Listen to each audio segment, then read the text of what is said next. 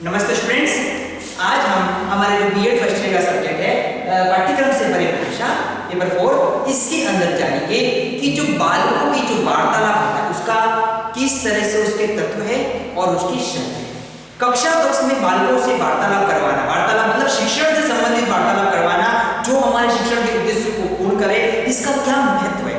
कक्षा कक्ष में हम देखते हैं कि जितना बालकों को बोलने की अवसर दिए जाते हैं, यानी कि शिक्षण से संबंधित अपनी बातों को रखना, किसी बात की जिज्ञासा को शांत करने के लिए अवसर देना, तो बालकों के अंदर भाव आता है, जिज्ञासा आती है और वे अपने अंदर अधिगम जो सीखने की जो प्रक्रिया है उसमें वृद्धि करते हैं। तो आज हमारा टॉपिक है बालकों के वार्तालाप। इससे पूर्व की कक्षा में हमने जाना कि कक्षा कक्ष शिक्षण में वार्तालाप क्या है, वार्तालाप के प्रकार कौन से हैं और कक्षा कक्ष के अंतर्गत हम वार्तालाप के लिए कौन कौन सी सावधानियों को ध्यान में रख सकते हैं। तो आज हम पढ़ेंगे सबसे पहले बालकों के वार्तालाप के प्रमुख तत्व, जो तत्व है एलिमेंट्स, वो तत्व वो एलिमेंट्स क्या है जिसके आधार पर हम बच्चों के वार्तालाप को एक तरीके से सार्थक बना सकते हैं। सबसे पहली बात है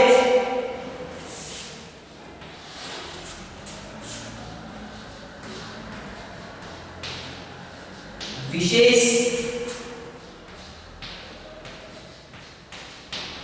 तथ्यों पर ध्यान देना। विशेष तथ्यों पर ध्यान देना।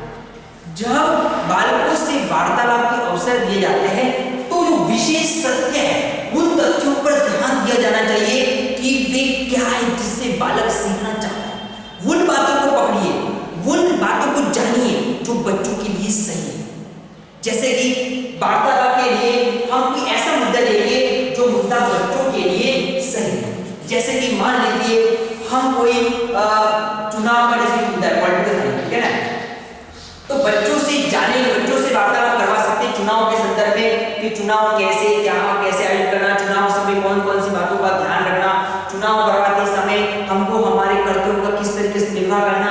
जब बच्चे ये सारी बातें जानते हैं तो उनके अंदर देश के प्रति राष्ट्रीयता का विकास होता है, देश के लिए ध्यान होता है। इसके साथ साथ मान लीजिए कोई समसामयिक घटना, ये पर्यावरण की जो घटनाएं घट रही है, अभी जो हाल ही में जो गैस त्रासदी हुई, ठीक है, जैसे भोपाल गैस त्रासदी पहले हुई थी, इसके बारे में जानकारी रखने से बच्चों को एक जो करंट नॉलेज है उन करंट नॉलेज के संदर्भ में अपने विचार विमर्श को प्रस्तुत करने का मौका मिलेगा। शिक्षक भी शामिल होगा इसमें, शिक्षक भी उसमें अपनी बातों को रखेगा, तो इससे एक जो क्लासरूम का जो एनवायरनमेंट है वो सृजनात्मक होता है, क्रिएटिविटी वाला एनवायरनमेंट होता है, उसमें काफी एक नयापन आता है शिक्षण के संदर्भ में। इसलिए कक्षा कक्ष में शिक्षण के साथ साथ विशेष तथ्यों से संबंधित बातें भी करनी चाहिए।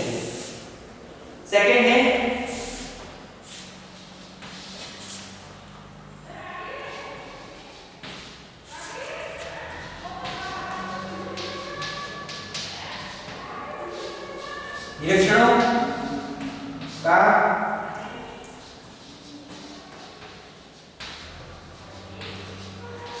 निरीक्षणों का विनिमय यानी कि आदान प्रदान करना, निरीक्षण करना, उसको परखना, उसको जानना कि किस तरीके से जो वार्तालाप हो रहा है उसका एक तरह से महत्व सामने आ रहा है। अध्यापक को जानना है कि उसका प्रॉफिट हो रहा है कि नहीं हो रहा, आदान अपने अनुभवों को बच्चों तक पहुंचाना, बच्चे के अनुभव तक जाना, उसका निरीक्षण करना, समझना कि बच्चों के लिए कितना और कहां तक ये कारगर साबित हो रहा है।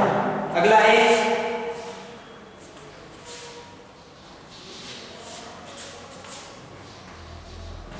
निरीक्षणों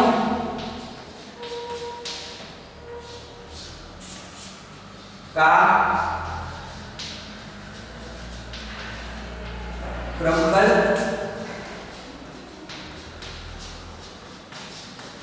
प्रस्तुतिकरण। निरीक्षण किया जाता है तो उसको क्रमबद्ध स्टेप बाय स्टेप उसका प्रस्तुतिकरण करना, यानी कि हमने वार्तालाप करने के कौन कौन से उद्देश्य हमको मिल रहे हैं, उसका क्या लाभ हो रहा है, उसको जब हम अध्यापक उसका निरीक्षण करता है कि भाई वार्तालाप से बच्चों के अंदर ये भाव आ रहा है, बच्चे किस तरीके से सीख रहे हैं, उनमें ज्ञान की वृद्धि हो रही है, उनमें व्यक्तित्व का विकास हो रहा है, उनमें सर्वांगीण विकास हो रहा है, तो एक तरीके से अध्यापक उसको परखेगा, उसका निरीक्षण करेगा और जानेगा कितना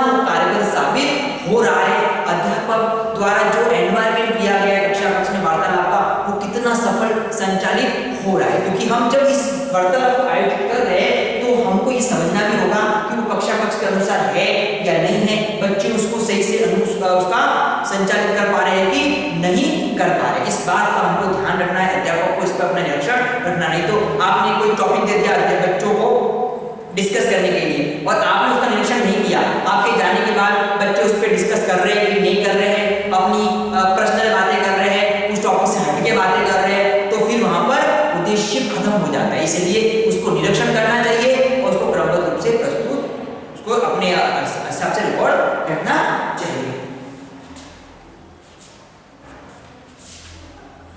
अगला है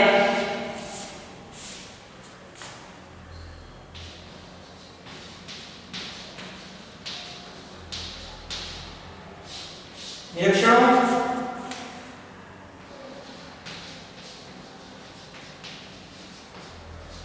आधार पर तर्कों का प्रस्तुतिकरण। जो निरीक्षण किया है वो उस निरीक्षण को बेस बनाकर, उसको आधार बनाकर जो तर्क से उत्पन्न हो रहे हैं उसको क्रमबद्ध रूप से प्रस्तुतिकरण करना।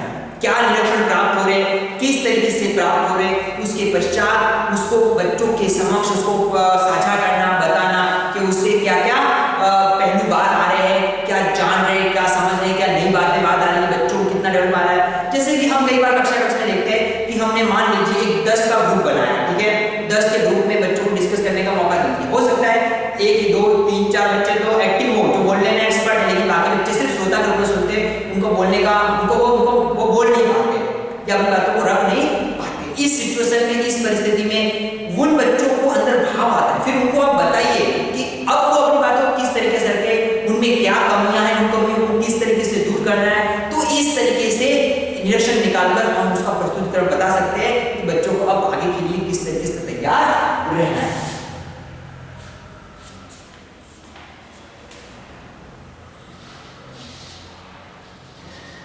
अगला है अनुभवों को याद करना। अनुभव वार्तालाप के अंतर्गत जब बच्चों को मौका दिया जाता है तो उनके अनुभवों को याद करने के अवसर दिया जाए। शिक्षक भी अपने अनुभव बता सकते हैं। मान लीजिए एक शिक्षक अपने जीवन में जिस पोस्ट पे शिक्षक बना है तो कैसी परिस्थिति से आया, उसने कैसे अध्यापन किया, तैयारी कैसे करी, कैसे शिक्षक बना, तो वो अपने इस अनुभव को साझा करके बच्चों के अंदर अपना एक आदर्श प्रस्तुत कर सकता है। बच्चों में ये भाव ला सकता है कि बच्चे अपने जीवन में किस तरीके से किसी लक्ष्य को प्राप्त करने के लिए तैयारी करते हैं। अध्यापक के साथ साथ विद्यालय के अंतर्गत अन्य कर्मचारियों के अनुभव भी आ सकते हैं।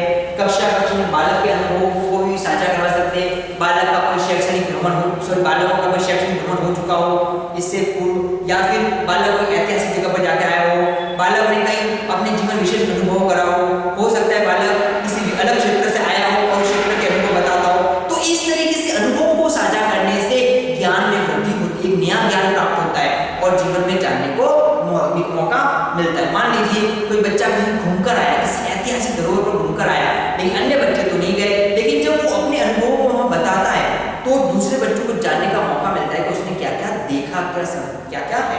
तो इस तरीके से नवीन ज्ञान का संचार होता है और उस जो बालक उनके आ चुका है उसके अनुभव को जानकर वे भी ऐसा अनुभव करते हैं कि हाँ वो भी वहां पर घूम गए। हम कई बार देखते हैं कि कुछ ऐसी कहानियां आती है या कुछ ऐसे हमारे सामने कंटेंट आते हैं जिसको पढ़ते समय या सामने हमको पढ़ा है तो हम पढ़ते पढ़ते उसमें खो जाते हैं, ठीक है, और खोने के साथ हम ऐसा अनुभव करते हैं कि हम हमारे सामने वो सारी इमेज चल रही है। जैसे कोई एक कहानी है जिसके अंतर्गत जैसे मान लीजिए हामिद वाला कहानी है, ईदगाह वाली कहानी है, उस ईदगाह वाली कहानी को जब भी हम पढ़ते हैं तो हमारे मन में वो पूरा दृश्य घूमता रहता है कि किस तरीके से हामिद है वो अपनी माँ के पास जाता है, पैसे लेता है, मेले में जाता है, मेले में चिमटा खरीदता है, फिर लाके देता है, तो ऐसा लगता है कि सारा का सारा हमारे सामने घटित हो रहा है। तो इस तरीके से वार्तालाप से भी कोई ऐसी बातें सामने आती है तो ये अनुभव हो जाता है कि उस सारी की सारी घटनाएं सामने घट रही है। तो इसलिए अनुभव को याद करना चाहिए। अगला है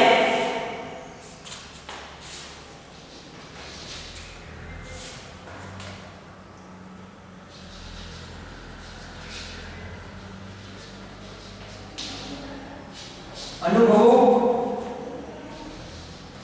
का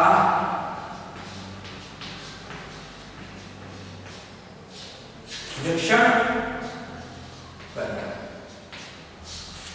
जो भी अनुभव है, चाहे वो शिक्षक, बालक, इन अनुभवों का निरीक्षण कीजिए, यानी कि उसको परखिए, उसको जांचिए कि वो अनुभव कितने सार्थक साबित हो सकते हैं अन्य बच्चों के लिए, कक्षा कक्ष वातावरण के लिए, सीखने सिखाने की प्रक्रिया के लिए, अधिगम अनुभव के लिए। उसके निरीक्षण के आधार पर हम उसको समझेंगे, उसको परखेंगे, तो वो शिक्षण के उद्देश्यों को पूर्ण करेंगे। कोई भी वार्तालाप, कोई बात तब सार्थक सिद्ध होगी जब उसका निरीक्षण किया जाता है, उसको परखा जाता है। नहीं तो बात तो होती रहती है, लेकिन जब उसका एक अभिलेख तैयार करते हैं, रिकॉर्ड तैयार करते हैं, तो वो बाद में भी काम आ सकता है। इसलिए उसका निरीक्षण किया जाना जरूरी है। अगला है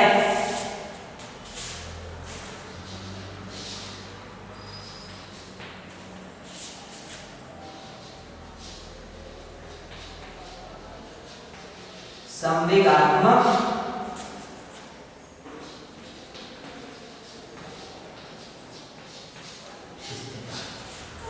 कक्षा कक्ष वार्तालाप में जब वार्तालाप की जाती है बालकों के समक्ष, तो संवेगात्मक स्थिरता पर ध्यान दिया जाना, इमोशंस पर ध्यान देना। कई बार बालकों को वार्तालाप का मौका दिया जाता है और बालक उत्तेजना में आकर हावी हो जाता है। हावी यानी कि वो कुछ ज्यादा मतलब बोलने पे आ जाता है और हो सकता है कि वो अन्य बच्चों को बोलने का मौका नहीं दे। तो ऐसा नहीं होकर सभी बच्चों को समान अवसर दीजिए। कोशिश कीजिए कि कक्षा कक्ष में बालकों के अंदर संवेगात्मक स्थिरता बनी रहे और इसी संवेगात्मक स्थिति से हम देखेंगे कि वार्तालाप में सुचारू और सही रूप से संचालित हो सकता है। तो आज हमने कक्षा में जाना कि कक्षा कक्ष में बालकों के वार्तालाप के अंतर्गत उसके तत्व, उसके एलिमेंट्स कौन कौन से हैं। अब आपका अध्ययन कार्य है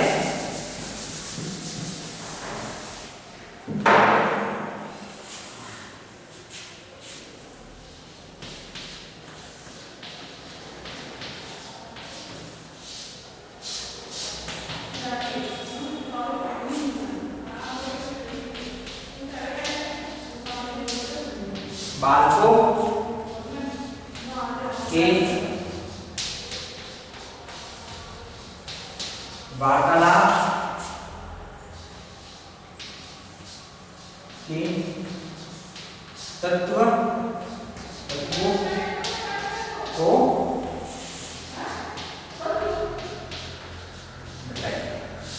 आपको बताना है कि कक्षा कक्ष में जो बालकों से वार्तालाप किया जाता है, उस वार्तालाप के कौन कौन से प्रमुख तत्व है, जिसको हमने आगे कक्षा में जाना। स्टूडेंट जैसे बताया कि कोरोना का समय चल रहा है, हमको सावधानी जागरूकता से बीमारी से निजात पाना है। हाथ सैनिटाइज, मुंह पर मास्क पहनिए और इसी सावधानी से हम इससे जल्दी से निजात पा सकते हैं।